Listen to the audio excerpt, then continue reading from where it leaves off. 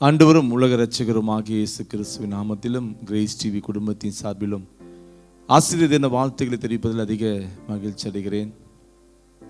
அன்பான ஆசிரியர்களே, நினைத்து பார்க்கும்போது சந்தோஷமாக இருக்கிறேன். ஏனென்றால் நீங்கள் கொடுத்து வைத்தவர்கள் இந்த உன்னதமான பணியை செய்து கொண்டிருக்கீங்க. நீங்கள் செய்கிற பணி சாதாரண பணி அல்ல. உங்கள் மூலமாக அநேக டாக்டர்ஸ் உருவாகியிருக்காங்க, அநேக இன்ஜினியர்ஸ் உருவாகியிருக்காங்க, அநேக அரசியல் தலைவர்கள், கலெக்டர்ஸ், இப்படி உன்னதமான காரியங்களை நீங்கள் செய்து கொண்டிருக்கீங்க. அநேகர் உருவாக்கி கொண்டிருக்கீங்க, உருவாக்க போறீங்க. இப்படிப்பட்ட உன்னதமான பணி செய்து கொண்டிருக்கிற நீங்கள் கொடுத்து வைத்தவர்கள் அல்ல. உள்ளத்தில் ஆழத்திலிருந்து நான் மனமாற வாழ்த்துக்கிறேன். ஆண்டவராக இயேசு கிறிஸ்துவின் பரிசுத்த நாமத்தில் உங்களை ஆசீர்வதிக்கிறேன். ஹல்லேலூயா, ஹல்லேலூயா. ஏனென்றால் பெற்றோர்களுக்கு தன் பெற்ற பிள்ளைகள் ஒருவர் இருக்கலாம், 2 பிள்ளைகள் இருக்கலாம், 3 பிள்ளைகள் இருக்கலாம். ஆனால் பெற்றெடுக்காத உங்களுக்கு நூற்றுக்கணக்கான பிள்ளைகள் கரங்களில் இருக்கிறாங்க. இவ்வளவு பெரிய பாக்கியம் பெற்றவர்கள். ஹல்லேலூயா. கொடுத்து வைத்தவர்கள். ஏனென்றால் நீங்கள் செய்கிற பணி உன்னதமான பணி, மேன்மையான பணி. நீங்கள் நிமிர்ந்து சொல்லலாம், நான் செய்கிற பணி உன்னதமான பணி, நான் செய்கிற பணி மேன்மையான ஒரு பணி, அநேக தலைவர்களை உருவாக்குகிற ஒரு பணியை ஆண்டவர் என் கையில் கொடுத்திருக்கிறான்னு சொல்லி உணர்ந்து ஆண்டவருக்கு நன்றி சொல்லுகிற நேரம் இது. ஒரே ஒரு சம்பவத்தை மாத்திரம் நான் உங்களுக்கு விளக்க ஆசிக்கிறேன். வேதத்திலிருந்து ஒரு பகுதியை வாசிக்கலாம். மத்தேயு எழுதின சுவிசேஷம் 5ஆம் அதிகாரம் வசனம் 13, 14, 16. அது முதல் பகுதியை மாற்ற நான் வாசிக்கிறேன். நீங்கள் பூமிக்கு உப்பா இருக்கிறீர்கள். 14வது வசனம், நீங்கள் உலகத்துக்கு வெளிச்சமா இருக்கிறீர்கள். 16வது வசனம், இவ்விதமாய் மனுஷர் உங்கள் நற்கிரியைகளை கண்டு பரலோகத்தில் இருக்க உங்கள் பிதாவை மகிமைப்படுத்தும்படி உங்கள் வெளிச்சம் அவர்கள் முன்பாக பிரகாசிக்க கடவது. அன்பான ஆசிரியர்களே, பிள்ளைகள் மத்தியில் நீங்கள் உப்பாக இருக்கிறீங்கன்னு சொல்லி வேத வசனம் சொல்லி இருக்கிறது. ஆண்டவர் மலை பிரசங்கத்தில் இப்படி சொல்லுகிறார், நீங்கள் பூமிக்கு உப்பா இருக்கிறீர்கள். உப்பு சாதாரணமானது கிடையாது. அது யாரும் அதிகமாய் மதிக்க மாட்டாங்கல்ல. கடைகளில் கூட உப்பு மூட்டையை வெளியே தான் வச்சுருப்பாங்க, யாரும் திருடிட்டு போக மாட்டாங்க. அதே மாதிரி உங்களுடைய பணியில் உங்களை கூட உயர்ந்த பணி நிறைய இந்த உலகத்தில் இருக்குது. ஆனால் நீங்கள் ஆசிரியர் பணி செய்து கொண்டே இருக்கிறீர்கள். ஆனால் உங்ககிட்ட படிக்கிற பிள்ளைகள் பெரிய பெரிய பதவிக்கு போயிட்டே இருக்கிறாங்க. நீங்கள் அதே இடத்துல தான் இருக்கிறீங்க. ஆனால் உப்பு சாதாரணமானது கிடையாது. நீங்கள் வீட்டில் ஒரு நல்ல பிரியாணி பண்ணுறீங்க வைத்துக்கொள்ளுங்களேன்.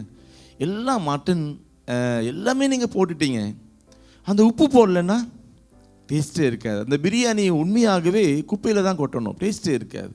அதே மாதிரி தான் நீங்களும் இந்த பூமிக்கு உப்பாக இருக்கிறீர்கள். ஏனென்றால் பல தரப்பட்ட இடத்துலேருந்து பிள்ளைகள் கடந்து வரலாம். பணக்கார பிள்ளைகள் கடந்து வரலாம், ஏழை பிள்ளைகள் கடந்து வரலாம், படிப்பறிவில்லாத பிள்ளைகள் கடந்து வரலாம், ஒன்றுமே தெரியாத பிள்ளைகள் கடந்து வரலாம். அந்த பிள்ளைகளுக்கெல்லாம் நீங்கள் ஆசிரியர் மூலம் நீங்கள் உப்பாக கரையும் போது தான் அந்த பிள்ளைகள் மேன்மை அடைகிறார்கள், கலெக்டராக மாறுகிறார்கள், இன்ஜினியர்ஸாக மாறுகிறார்கள். ஒரு உப்பு போட்டால் ஒரு பிரியாணியில் எவ்வளோ டேஸ்ட் வருகிறது, சாதாரணமானது தான் உப்பு. எவ்வளோ டேஸ்ட் வருகிறதோ அந்த அந்த அப்போ தான் அந்த பிரியாணிக்கு ஒரு மதிப்பு கிடைக்கிறது இல்லை, அந்த உப்பு போட்ட பிறகு தான். அதே மாதிரி தான் ஒரு ஆசிரியர் பிள்ளைகளுக்காக உப்பாக நீங்கள் கரையும் போது அந்த பிள்ளைகள் மேன்மை அடைகிறார்கள். அந்த உப்பு மறைந்து போகிறது, உப்பு மறைந்து போகிறது. அதே மாதிரி உலகத்துக்கு நீங்கள் வெளிச்சமாக இருக்கிறீர்கள். ஒரு இருள் நிறைந்த இடத்துல ஒரு வெளிச்சம், ஒரு லைட்டு போட்டோன்னு எவ்வளோ வெளிச்சமாக இருக்கிறதோ அப்படி நீங்கள் பிள்ளைகள் மத்தியில் நீங்கள் வெளிச்சமாக இருக்கிறீங்கன்னு சொல்லி ஆண்டவர் இயேசு சொல்லுகிறார். உங்களுக்கு உண்மையாகவே நீ வெளிச்சமாக மாறும்போது உங்களுடைய பணி உன்னதமான நான் பணி செய்கிறேன் அப்படின்னு சொல்லி நீங்கள் அப்படி யோசிக்கும் போது உங்கள் மூலமாக அநேக பிள்ளைகள் வெளிச்சத்துக்குள்ளே கடந்து வருகிறார்கள். உன்னதமான உயர்ந்த பதவியில் கடந்து போவதற்கு நீங்கள் வெளிச்சமாக இருக்கும்போது இருள் நிறைந்த உலகத்தில் வாழ்கிற பிள்ளைகள் உன்னதமான பணிக்குள்ளே கடந்து போவார்கள். எனவே நீங்கள் செய்கிற பணி சாதாரண பணி அல்ல, மேன்மையான பணி. ஹல்லேலூயா.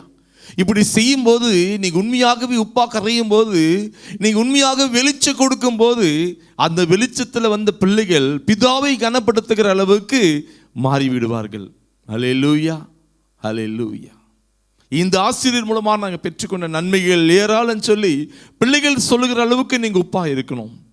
பிள்ளைகள் சொல்லுகிற அளவுக்கு இந்த ஆசிரியர் மூலமாக தான் இருள் நிறைந்த வாழ்க்கை, நான் படிக்கவே மாட்டேன், என் வாழ்க்கை இருண்டு போயிடுன்னு நினச்சேன், ஆனால் இந்த ஆசிரியர் மூலமாக தான் என் வாழ்க்கை வெளிச்சம் வந்ததுன்னு சொல்லணும். அப்படி நீங்கள் வாழ்வதற்கு இந்த நாளில் ஒப்பு கொடுக்கணும். அப்படி அநேகர் வாழ்ந்து கொண்டு இருக்கீங்க. அப்படி வாழ்ந்தவர்கள் வாழ்க்கையில் நடந்த ஒரு சம்பவத்தை மாத்திரம் சொல்ல ஆசைக்கிறேன். ஒரு பள்ளியில் ஆனுவல் டே ப்ரோக்ராமுக்காக அந்த மாவட்டத்தில் இருக்கிற டிஓயும் சிஓவையும் கலெக்டரையும் அழைத்திருந்தார்கள். அந்த நேரம் கடந்து வந்தது. முதலாவது டிஓ கடந்து வந்த உடனே அங்கிருந்த ஆசிரியர்கள், ஹெட்மாஸ்டர் கடந்து போய் அந்த டிஓ அழைத்து கொண்டு வந்தார்கள். அப்போ அந்த ஸ்கூலில் இருக்க ஒரு மாணவன் பார்த்து கொண்டு இருந்தால், நான் வளர்ந்து படித்து இப்படிப்பட்ட ஒரு டிஓவாக மாறணும், என்னடா எல்லாரும் போய் அவங்களை அழைத்து கொண்டு வரார்களே, இப்படி இப்படிப்பட்ட உயர்ந்த பதவியை வகிக்கணும்னு சொல்லி அந்த மாணவன் ஆசைப்பட்டானாம். கொஞ்ச நேரம் பொறுத்து சிஓ கடந்து வந்தாராம். சிஓ கடந்து வந்த உடனே, ஸ்கூலுக்குள்ளே வந்த உடனே அங்கே இருக்கிற டீச்சர்ஸ், ஹெட்மாஸ்டர், டிஓ கடந்து போய் சிஓ அழைத்து கொண்டு வந்தார்களாம். உடனே இந்த மாணவன் பார்த்து கொண்டு இருந்தானா, நம்ம டிஓவை காட்டிலும் இப்படிப்பட்ட சிஓவை மாறினா இப்படிப்பட்ட கணம் கிடைக்குன்னு சொல்லி அப்படி தான் படிக்கணும், அப்படி மாறணும்னு சொல்லி ஆசைப்பட்டானாம். கொஞ்ச நேரம் பொறுத்து அந்த மாவட்ட கலெக்டர் கடந்து வந்தார். வந்தோடனே அங்கே இருக்க ஆசிரியர், அந்த தலைமை ஆசிரியர், டிஓ சிஓ எல்லாம் கடந்து போய் மாவட்ட கலெக்டரை வெல்கம் பண்ணி கொண்டு வந்தார்களாம். உடனே யோசித்தானா, சைரன் வச்ச வண்டி, முன்னாடி போலீஸ் ஜீப், இப்படிப்பட்ட உயர்ந்த ஒரு பதவியில் தான் நம்ம கலெக்டராக தான் மாறணும்னு சொல்லி இந்த மாணவன் மனதுக்குள்ளாக யோசித்து கொண்டு இருந்தான், இதயத்தில் யோசித்து கொண்டே இருந்தான். ப்ரோக்ராம் எல்லாம் முடிந்த உடனே அந்த மாவட்ட கலெக்டர் ஒரு ஆசிரியர் கூப்பிட்டு ஒரு அந்த ஆசிரியருடைய பேரை சொல்லி, இந்த ஆசிரியர் வீடு இங்கே தான் இருக்குது, எங்கே இருக்குது, நான் போய் பார்க்கணும் அவரை, என்னுடைய ஆசிரியர் அவர் மூலமாக தான் இப்படி நான் வளர்ந்துருக்கிறேன்னு சொல்லி சொன்னார்களாம். சொன்ன உடனே அந்த ஆசிரியர் வீட்டுக்கு கடந்து போனாங்களாம். கடந்து போன அந்த மாணவனும் கூட கடந்து போயிருக்கிறான். போன உடனே ஒரு சாதாரண ஒரு வீடு, அந்த வீட்டில் கட்டில் இந்த ஆசிரியர் படுத்து கொண்டு இருந்தார்.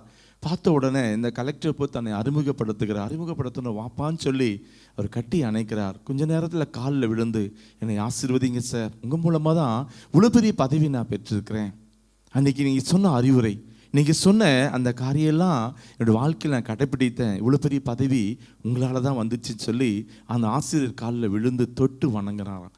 வணங்கின உடனே இந்த மாணவன் பார்த்துட்டே இருந்தானா, சரி இந்த சிஓ டிஓ எல்லாரையும் காட்டிலும், இந்த கலெக்டரை காட்டிலும் இவ்வளோ பெரிய மாவட்ட கலெக்டரே காலில் விழுந்து வணங்குகிறார் என்றால் அந்த ஆசிரியர் பணி தான் உன்னதமான பணி, எனவே நான் படித்து ஒரு நல்ல ஆசிரியராக நான் வாழ்வேன் சொல்லி ஒப்பு கொடுத்தானா. எங்கள் அன்பான ஆசிரியர்களே, உண்மையாகவே எல்லா ஆசிரியருக்கும் இந்த கணம் கிடைத்திராது. யாரெல்லாம் உண்மையாக உப்பாக இருக்கிறீர்களோ, யாரெல்லாம் உண்மையாக பிள்ளைகள் மத்தியில் தான் தொழில் மாதிரி இதை செய்யாதபடி தனக்கு கொடுத்த ஒரு மேன்மையான பணி, இந்த ஆசிரியர் பணி, அநேக பிள்ளைகளை உருவாக்குற பணி என் கையில் கொடுத்துருக்கிற ஆண்டவன் சொல்லி யார் உண்மையாகவே பிள்ளைகள் மத்தியில் வெளிச்சமாக இருக்கிறீர்களோ அவர்களுக்கு வாழ்நாள் முழுவதும் உங்ககிட்ட படித்த பிள்ளைகள் வந்து உங்களை கனம் பண்ணி கொண்டே இருப்பார்கள். எங்கே போனாலும் கனம்தான், ஆட்டோமேட்டிக்காக தேடி வரும் ஆசீர்வாதம். எனவே ஆசிரியராக இருக்கிற எல்லாருக்கும் இப்படிப்பட்ட கனம், கலெக்டர் வந்து காலில் விழுவான்னு சொல்ல முடியாது. அந்த ஆசிரியர் அந்த காலத்தில் அவர் வேலை செய்யும் போது அவர் உப்பா கரைந்து இருக்கிறார் பிள்ளைகளுக்காக, அவர் வெளிச்சம் கொடுத்திருக்கிறார் மாணவர்களுக்கு. எனவே அந்த வெளிச்சத்தில், இருளிலிருந்து வந்த வெளிச்சத்தில் அவர் படித்து பெரிய ஆளை அந்த கலெக்டர் வந்து காலில் விழுகிறார். எனவே அந்த உப்புல டேஸ்ட் ஆனவர்கள் அனைவரும் வந்து காலில் விழுகிறார்கள். எனவே இது பார்த்து கொண்டிருக்கிற ஆசிரியர் எல்லாருடைய காலிலையும் வந்து உயர்ந்த கல்வியில் படித்தவர்கள் வந்து விழுவார்னு சொல்லி அர்த்தம் கிடையாது.